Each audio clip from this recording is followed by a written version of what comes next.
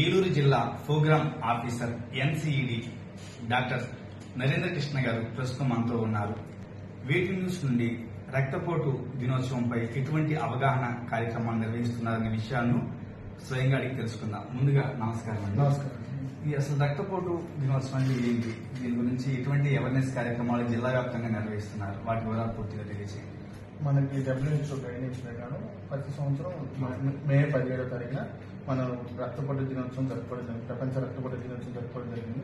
ఈ సంవత్సరం మే 17 నుంచి ఈ మంత్ 28 వరకు అవేర్నెస్ డేస్ కింద ప్రతిరోజు ఒక ప్రోగ్రామ్ కింద అవేర్నెస్ క్రియేట్ చేయాలని పబ్లిక్ లో ఈ రక్తపోటు జరుగుతుంది మన జిల్లాలో. అందులో భాగంగా మనకి ర్యాలీస్ కానీ, అలాగే స్కూళ్ళు కాలేజెస్ లో క్విజ్ కాంపిటీషన్లు, అలాగే దాంతో పాటు వాక్తాను మారతాను కూడా జరుగుతుంది.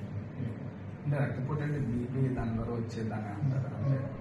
రక్తపోటు అంటే మనకి బ్లడ్ ప్రెషర్ సంబంధించింది.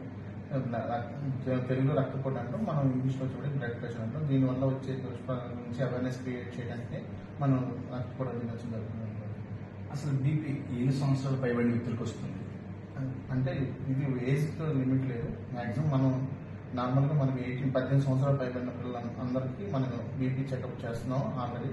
దీంట్లో రక్తపోటు అంటే 18 సంవత్సరాల పైబడిన కంపల్సరీ చేయించుకోవాలి.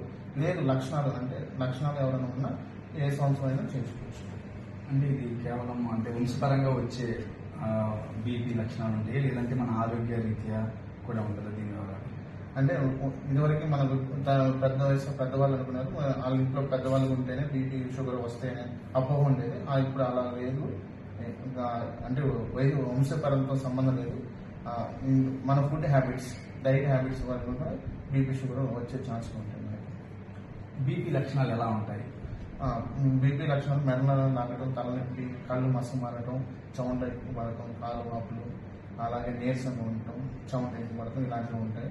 ఇలాంటివి ఉన్నప్పుడు మన దగ్గరలో ఉన్న మన వెల్నెస్ సెంటర్లు కానీ PSC కానీ చెకప్ చేయించుకుని దానికి తగిన జాగ్రత్తలు తీసుకుంటే కంట్రోల్ ఉంటుంది. బీపీ లాంటి పరీక్షలు ఎప్పుడెప్పుడు చేయించుకోవాలి?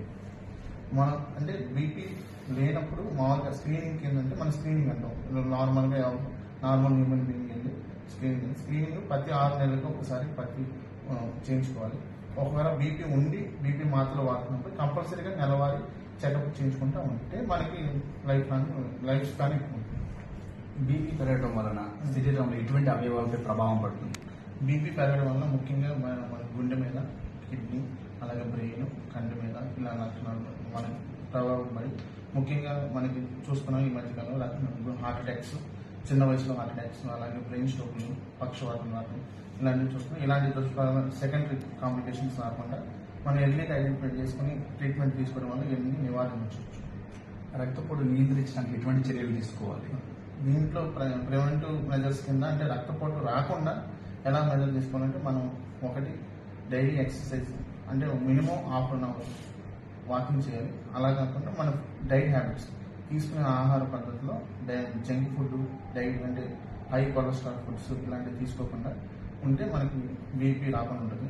అలాగే వచ్చిన తర్వాత తీసుకోవాల్సిన జాగ్రత్తలు అంటే రెగ్యులర్ మెడికేషన్ విత్ డైట్ ఉంటేనే మనకి అండర్ కంట్రోల్లో ఉంటుంది. లేదంటే హై బీపీకి వెళ్ళే ఛాన్స్ ఉంటే మెడికేషన్ మార్చుకోవాల్సి వస్తుంది.